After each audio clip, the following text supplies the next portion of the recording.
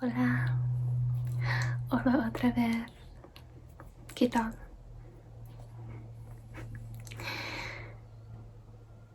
Este es mi último día en este apartamento. Apartamento. Mañana voy a un hostel y en una semana llegaré a casa en Estados Unidos. 3 meses. Tan prisa. Loco. Y muchos sentidos y mi corazón, porque mi madre de este apartamento es tan amable y ayer fuimos a cena a un restaurante.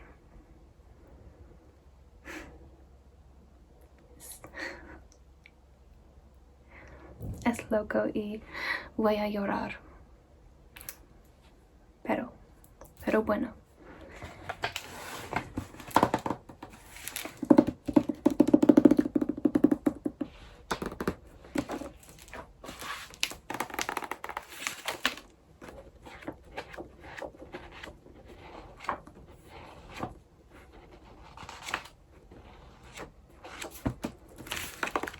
Parque Jurásico, parte 5.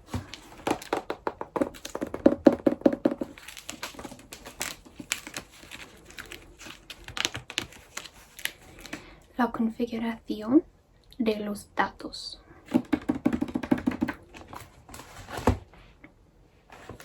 Más tarde, cuando se sintió más calmada, Elena Morales decidió no informar sobre el ataque de los lagartos. A pesar del horror que había visto, temió que la pudieran criticar por dejar al bebé desprotegido. Así que le dijo a la madre que el bebé se había asfixiado e informó de la muerte en los formularios que enviaba a San José, como SMS y síndrome de muerte súbita de infantes. Este era un síndrome de muerte inexplicable entre los niños muy pequeños. Pasaba inadvertido y el informe de Elena se archivó sin que le hicieran objeciones. El laboratorio universitario de San José, que analizó la muestra de saliva del brazo de Tina Bowman, hizo varios descubrimientos notables. Contenía, como cabía esperar, una gran cantidad de serotonina, pero entre las proteínas salivales había un verdadero monstruo con una masa molecular de 1.980. Era una de las proteínas más grandes conocidas. Todavía se estaba estudiando la actividad biológica, pero parecía tratarse de un veneno neurotóxico emparentado con el de la cobra, aunque de estructura más primitiva. El laboratorio también descubrió vestigios de hidrolasa de gamma aminometionina, debido a que esta enzima era un trazador radioactivo para ingeniería genética y no se encontraba en animales salvajes. Los técnicos supusieron que se trataba de un contaminante procedente del laboratorio y no informaron sobre su presencia cuando llamaron al Dr. Cruz, el médico que solicitaba el análisis a Punta Arenas. El fragmento de lagarto descansaba en la cámara frigorífica de la Universidad de Columbia, aguardando el regreso del Dr. Simpson, a quien no se esperaba hasta al cabo de un mes, por lo menos. Y así pudieron haber quedado las cosas, de no haber entrado en el laboratorio de enfermedades tropicales, una técnica llamada Alice Levin que, al ver el dibujo de Tina, preguntó: «Oh, ¿el hijo de quién ha dibujado este dinosaurio?» «¿Qué?», murmuró Richard Stone, volviéndose lentamente hacia la técnica. «El dinosaurio, ¿no es eso? Mi hijo no hace más que dibujarlos. Es un lagarto enviado desde Costa Rica. Alguna niña de allá le hizo un dibujo». «No», insistió Alice Levin, negando con la cabeza. «Mírelo. Está muy claro. Cabeza grande, cuello largo, se levanta sobre las patas traseras. Es un dinosaurio». «No puede ser. Solo tenía 30 centímetros de alto». «¿Y qué? En aquel entonces había dinosaurios pequeños». «Créame, lo sé. Tengo 2 varones. Soy una experta. Los dinosaurios más pequeños medían menos de 30 centímetros. Tenisaurio o algo por el estilo, no sé. Esos nombres son imposibles de memorizar si una tiene más de 10 años. «Usted no lo comprende», insistió Richard Stone. «Este es el dibujo de un animal contemporáneo. Nos enviaron un fragmento del animal. Ahora está en el frigorífico». Stone fue y lo sacó y, sacudiendo la bolsa, lo extrajo para mostrárselo. Alice Levin miró la pieza congelada de pata y cola y se encogió de hombros. No la tocó. «No sé», dijo, «pero para mí eso parece un dinosaurio». Stone negó con la cabeza. «Imposible». «¿Por qué?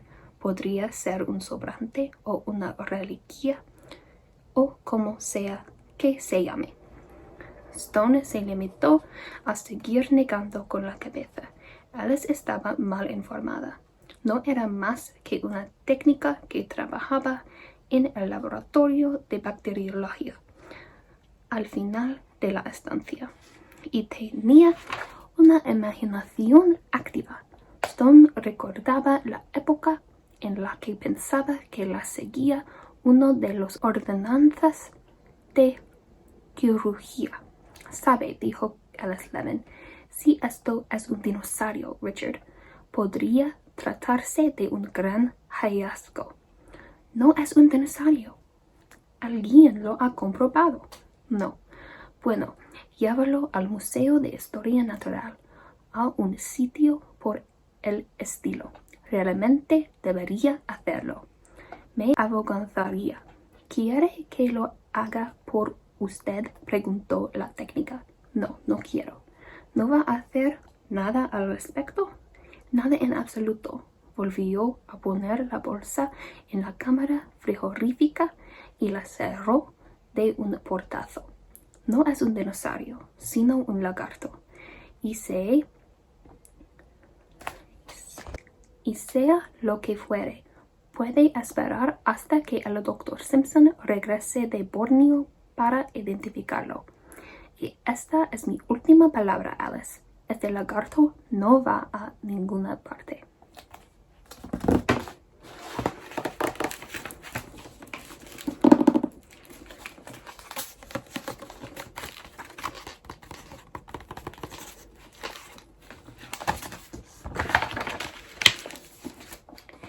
Segunda iteración.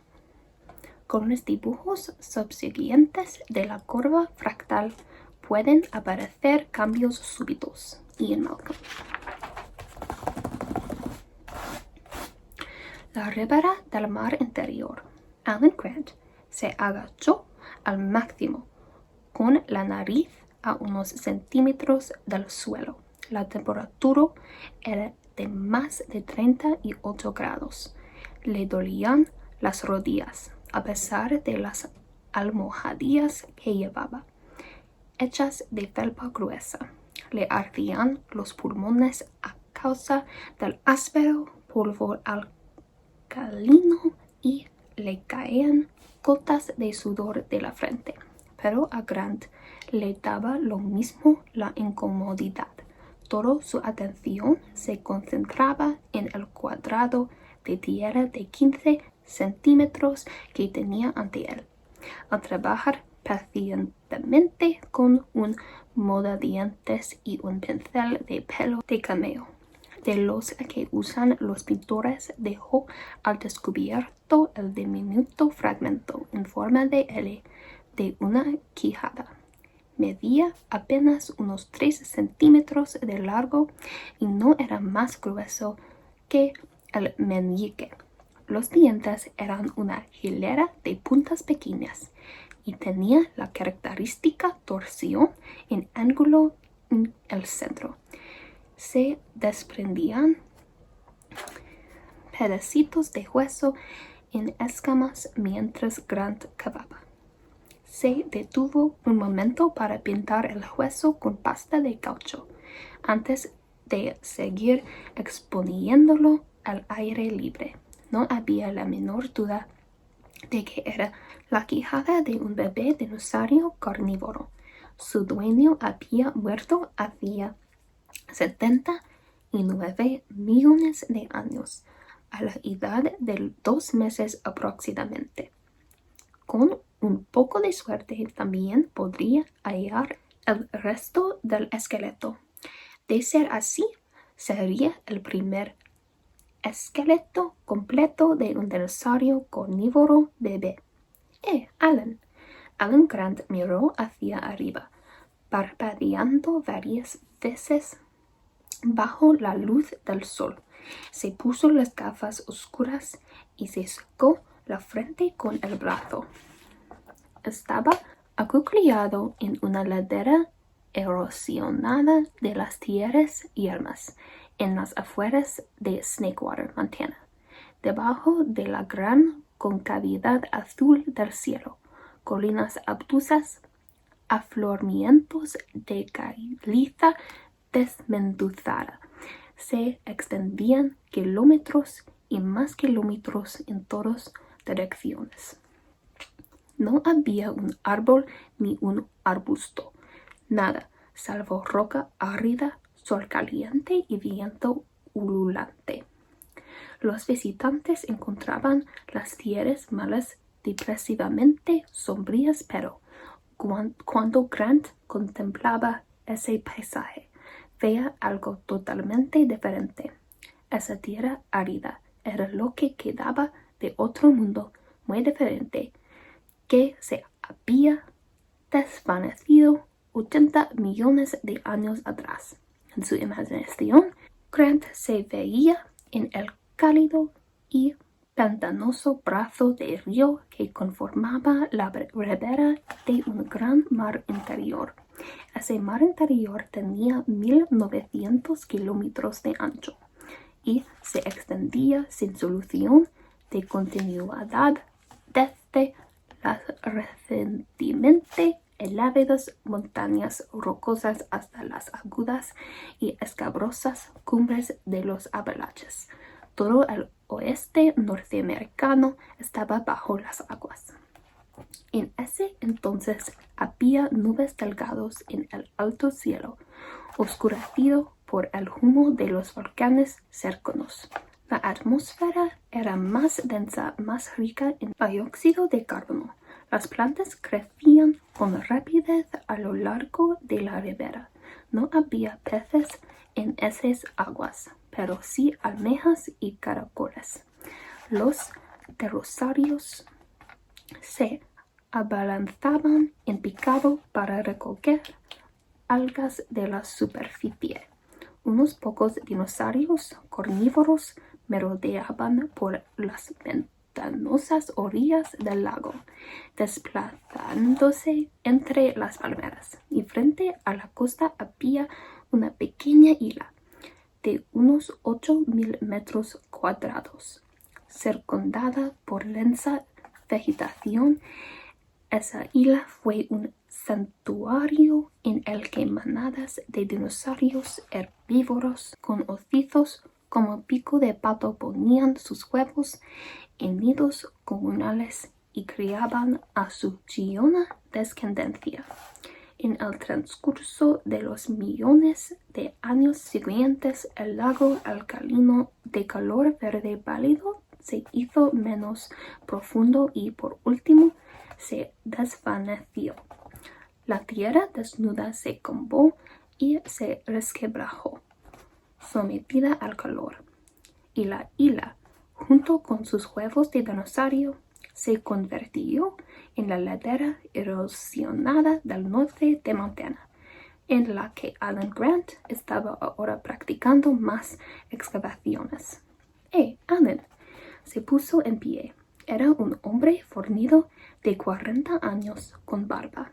Oyó el resoplido entrecortado y constante del generador portátil y el lejano martilleo de la perforadora neumática abriéndose paso en la sólida roca de la colina siguiente. Vio a los chicos que trabajaban alrededor de la perforadora, apartando los pedazos grandes de roca después de examinarlos para ver si contenían fósiles. Al pie de la colina divisó las 6 tiendas cónicas de estilo indio de su campamento, la tienda en la que comían el rancho, sacudida por el viento, y la casa rodante que hacía las veces de laboratorio de campaña, y vio a Ellie haciéndole gestos con los brazos desde la sombra del laboratorio de campaña. «Visitante», voceó y señaló hacia el este. Grant vio la nube de polvo y el Ford sedán azul que, dando saltos sobre el camino quebrado por zanjas, avanzaba hacia ellos. Echó un vistazo a su reloj de pulsera, justo a tiempo. En la otra colina, los muchachos miraban interesados. No recibían muchos visitantes en Snakewater y se había especulado mucho sobre cuál sería el motivo por el que un abogado del ente de protección ambiental quería ver a Alan Grant. Pero Grant sabía que la paleontología, el estudio de las formas de vida extinguidas, había cobrado en los últimos años una inesperada utilidad. El mundo moderno estaba cambiando deprisa y a menudo parecía que cuestiones urgentes relacionadas con el clima, la deforestación, el calentamiento del globo o la capa de ozono se podían responder, en parte por lo menos con información del pasado, una información que los paleontólogos podían brindar. En los últimos años, al propio Grant le habían citado 2 veces como experto pericial. Grant empezó a bajar la colina en dirección al coche. Mientras cerraba la portezuela, el visitante tosió en medio del polvo blanco.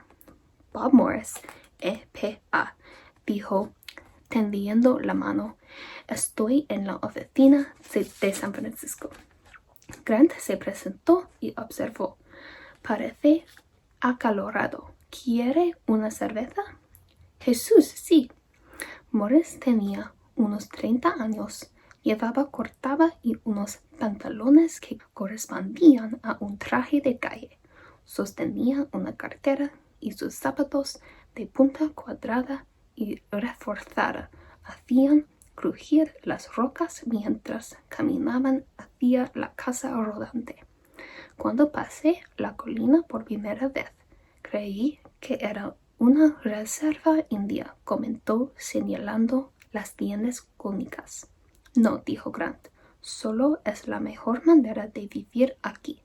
Y explicó que en 1968, el año que empezaron las excavaciones, habían usado tiendas octaédricas North-Slope, el modelo más perfeccionado en ese entonces, pero el viento se las llevaba siempre. Probaron con otros tipos de tienda, siempre con el mismo resultado.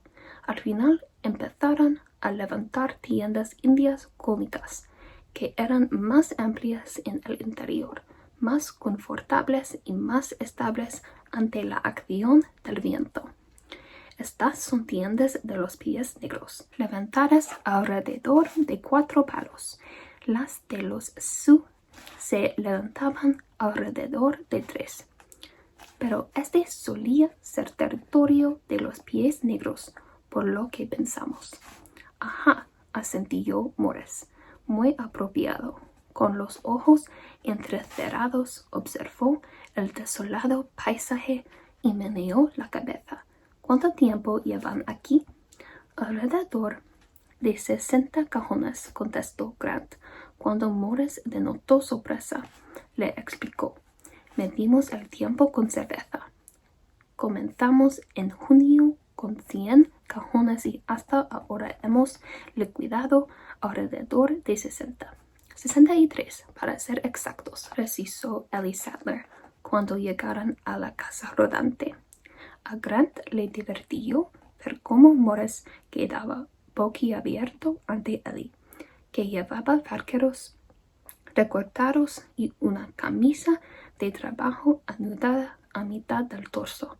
Tenía 24 años y estaba muy bronceada. Llevaba el rubio cabello peinado hacia atrás.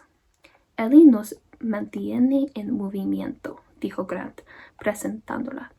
Es muy buena en lo que hace. ¿Y qué hace? Paleobotánica, respondió Ellie. Y también hago los preparados típicos de campaña.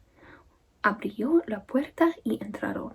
El aire acondicionado de la casa rodante solo bajó la temperatura a 30 grados, pero parecía fresco después del calor del mediodía.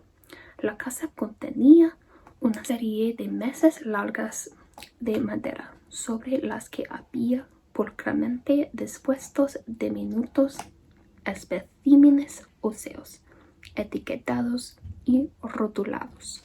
Más allá había platos de cerámica y restos de artefactos de alfarería.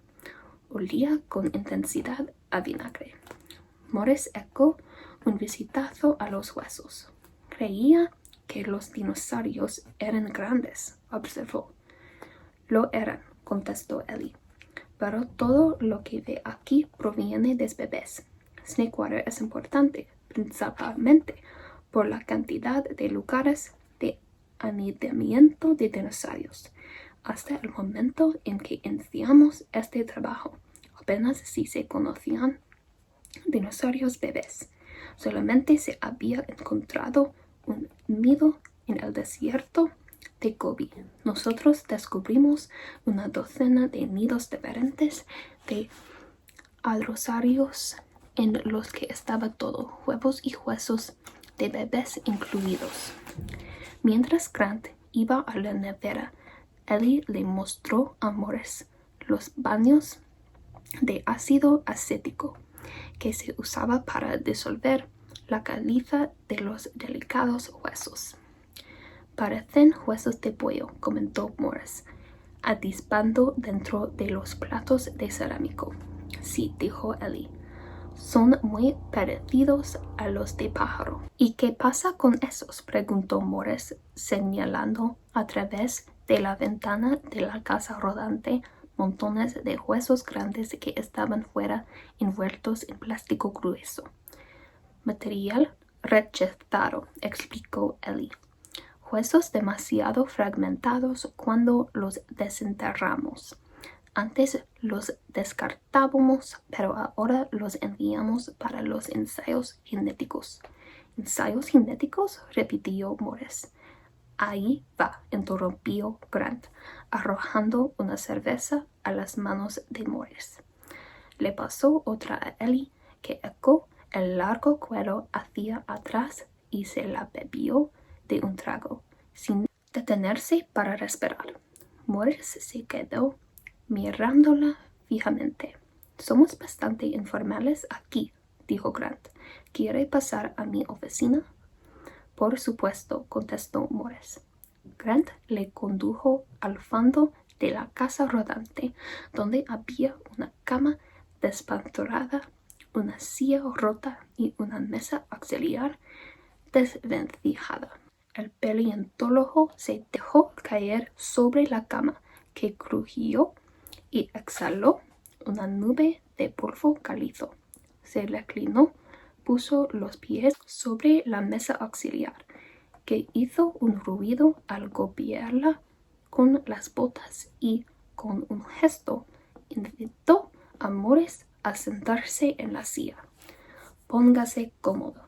Grant era profesor de paleontología en la Universidad de Denver y uno de los principales investigadores en su campo, pero nunca se había sentido cómodo con las sutilezas sociales.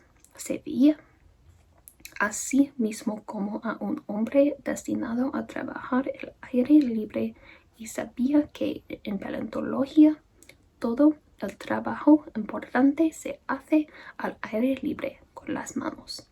Grant tenía poca paciencia con los aspectos académicos, con los conservadores de museos, con lo que él denominaba cazadores de dinosaurios a la hora del té, e hizo lo posible por distanciarse en cuanto a vestimenta y comportamiento de los cazadores de dinosaurios a la hora del té, llegando incluso a dar sus clases con vaqueros y zapatillas.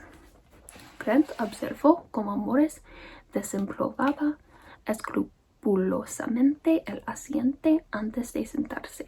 El hombre del EPA abrió su maletín, revolvió entre los papeles y volvió a echarle un vistazo a Ellie, que con pinzas de punta fina recogía huesos del baño de ácido en el otro extremo de la casa rodante, sin prestarles atención.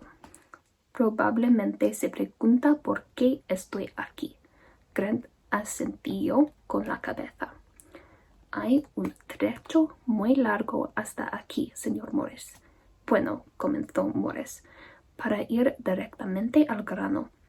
Al EPA le preocupan las actividades de la Fundación Hammond. Usted recibe algunos fondos de ella, $30,000 anuales durante los últimos 4 o 5 años. «¿Qué sabe de la fundación?», preguntó Morris. Grant se encogió de hombros. «La Fundación Hammond es una respetada fuente de subvenciones académicas. Concede fondos a las investigaciones que se hacen en todo el mundo, comprendiendo varios investigadores de los dinosaurios. Sé que brindan apoyo a Bob Carey, del Tyrrell en Alberta, y a John Weller en Alaska. Es probable que a más gente. ¿Sabe por qué la Fundación Hammond respalda tantas investigaciones sobre dinosaurios? Claro que sí, porque el viejo John Hammond es un entusiasta fanático de los dinosaurios. ¿Le conoce personalmente?» Grant volvió a encogerse de hombros. «Le he visto 1 o 2 veces. Viene aquí para hacer visitas breves. Es bastante anciano, ¿sabe usted? Y excéntrico, de la manera en que a veces lo es la gente rica, pero siempre se muestra muy entusiasta. ¿Por qué? Bueno, pues la Fundación Hammond es realmente una organización bastante misteriosa. Extrajo la fotocopia de un planisferio marcado con puntos rojos y se la entregó a Grant. Estas son las excavaciones que la fundación financió el año pasado. Nota algo extraño en ellas. Montana, Alaska, Canadá, Suecia, todos son emplazamientos situados en el norte. No hay ninguno por debajo del paralelo 45. Morris sacó más mapas. Es lo mismo año tras año. Los proyectos de búsqueda de dinosaurios que deben realizarse en el sur, en Utah, Colorado o México, nunca obtienen fondos. La Fundación Hammond solo presta su apoyo a las excavaciones que se hacen en clima frío. Nos gustaría saber por qué. Grant hojeó los mapas con rapidez. Resultaban coherentes. Y si era cierto que la fundación solo respaldaba las excavaciones realizadas en clima frío, entonces aquel era un comportamiento extraño, porque algunos de los mejores investigadores que buscaban dinosaurios estaban trabajando en climas cálidos. Y hay otros enigmas, añadió Morris. Por ejemplo, ¿qué relación hay entre los dinosaurios y el ámbar? ¿Ámbar? Sí, es la resina amarilla dura, procedente de la savia seca del árbol. Sé lo que es, interrumpió Grant. Pero, ¿por qué lo pregunta? Porque, dijo Morris, en el transcurso de los últimos 5 años, Hammond ha comprado enormes cantidades de ámbar en América, Europa y Asia, incluyendo muchas joyas merecedoras de estar en un museo. La fundación ha gastado 17 millones de dólares en ámbar. Ahora posee la provisión privada más grande del mundo de este material. No lo entiendo, dijo Grant. Nadie lo entiende. Al parecer, no tenía el menor sentido. El ámbar se sintetiza con facilidad. No tiene valor comercial ni militar. No hay motivo para hacer acopio de él. Pero eso es justamente lo que Hammond ha hecho durante muchos años. Ámbar, murmuró Grant, meneando la cabeza en esto de negación. ¿Y qué pasa con la isla que Hammond tiene en Costa Rica? Continuó Morris. 10 años atrás, la Fundación Hammond le alquiló una isla al gobierno de Costa Rica, al parecer para iniciar una reserva biológica. No sé nada de eso, repuso Grant, frunciendo el entrecejo. No he podido averiguar gran cosa, añadió Morris. La isla se halla a 185 kilómetros mar adentro de la costa oeste. Aparentemente es muy escarpada y está en una zona de océano en la que la combinación de viento y corriente marina hacen que esté envuelta en niebla de forma perpetua. La solían llamar isla nubla, por estar siempre cubierta de nubosidad. Al parecer, a los costarricenses les asombró que alguien la quisiera. Buscó en su maletín. El motivo por el que le menciono esto es, prosiguió, de que, de acuerdo con los archivos, a usted le pagaron honorarios como asesor en relación con esa isla. ¿Me pagaron?, preguntó Grant. Morris le entregó una hoja de papel. Era una fotocopia de un cheque librado en marzo de 1984 por Ingen Inc., Fedayón Road, Palo Alto, California. Estaba extendido a la orden de Alan Grant por un monto de $12,000. En la esquina inferior del cheque había una inscripción: Servicios de Asesor Costa Rica hiperespacio crías. Pues claro, asentió Grant. Ya lo recuerdo. Era más misterioso que el demonio, pero lo recuerdo. Y no tenía nada que ver con una isla.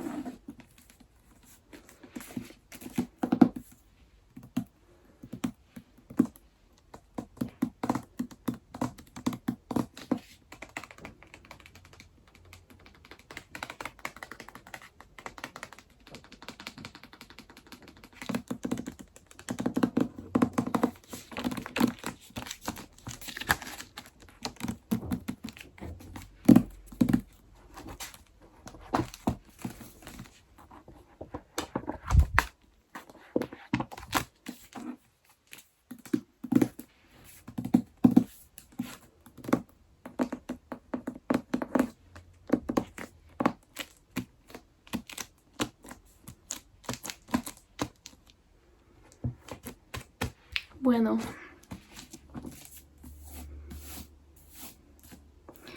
miraré tú otra vez en futuro y espero todo está bien.